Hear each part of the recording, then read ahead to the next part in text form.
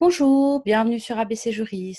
Aujourd'hui, je vais vous présenter une décision rendue par la deuxième chambre civile de la Cour de cassation le 26 septembre 2019 en matière de procédure civile et d'arbitrage. Alors, je vous partage tout de suite la décision. Voici. Alors, que se passait-il en l'espèce? En l'espèce, on avait un litige qui était survenu entre les associés d'une société. Ceux-ci ont donc désigné un arbitre unique chargé de statuer comme amiable compositeur en précisant que la sentence arbitrale sera définitive et sans appel, je cite. Les parties ont formé un recours devant la Cour d'appel de Douai, un recours en annulation contre la sentence rendue le 15 novembre 2013. Un premier arrêt de la Cour d'appel de Douai, rendu le 17 mars 2007, sur déféré d'une ordonnance du conseiller de la mise en état, dans lequel la Cour d'appel a déclaré recevable le recours en annulation. Un second arrêt de la Cour d'appel de Douai a été rendu le 18 janvier 2018 et a estimé que la sentence devait être annulée et il a rejeté la demande de dommages à intérêts. Le demandeur a donc formé un pourvoi en cassation.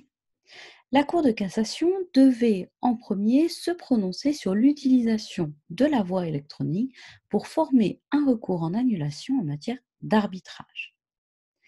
On a un arrêt de cassation, donc on dispose de la décision de la Cour d'appel, puis de la décision de la Cour de cassation. Qu'avait décidé la Cour d'appel?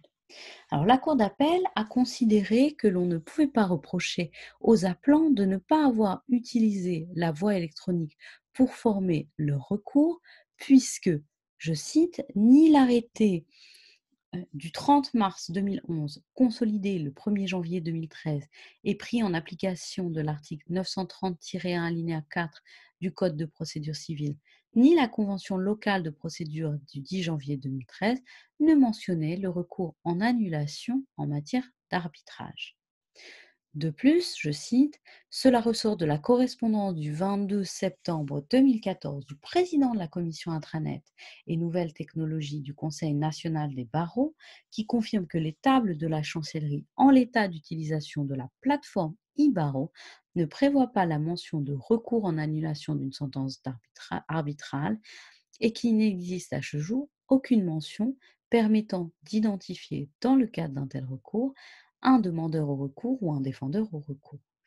Donc, ce qu'il faut en comprendre, c'est que pour la Cour d'appel, non seulement l'utilisation de la voie électronique n'était pas prévue par les textes mêmes, mais qu'en pratique, le logiciel lui-même ne permettait pas, la plateforme ne permettait pas d'identifier les parties à un tel recours, ni même de sélectionner ce recours. Que répond la Cour de cassation?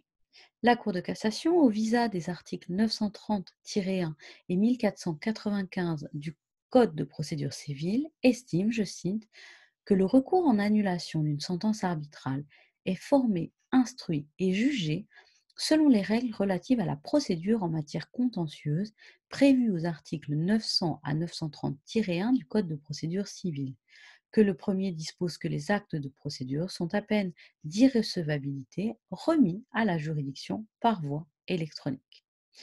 La Cour de cassation ajoute que la Cour d'appel donc, a violé les articles mentionnés puisque la recevabilité du recours en annulation de la sentence arbitrale était conditionnée par sa remise à la juridiction par la voie électronique et que les conventions passées entre une cour d'appel et les barreaux de son ressort aux fins de préciser les modalités de mise en œuvre de la transmission des actes de procédure par voie électronique ne pouvaient déroger aux dispositions de l'article 930-1 du Code de procédure civile, notamment en restreignant le champ d'application.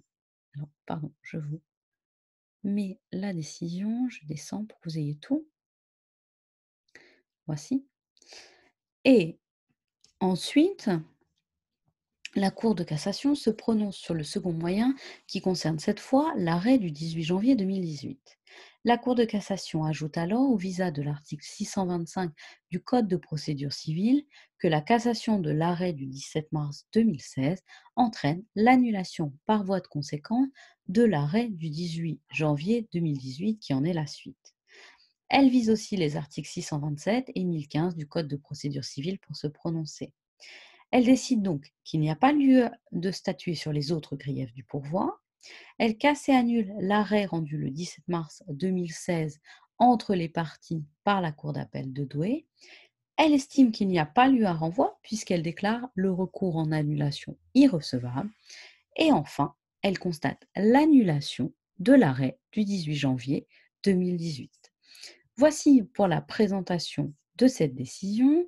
Je vous rappelle que sur ABC Juris, je vous propose des fiches d'arrêt de décision rendues par la Cour de cassation et publiées sur son site internet.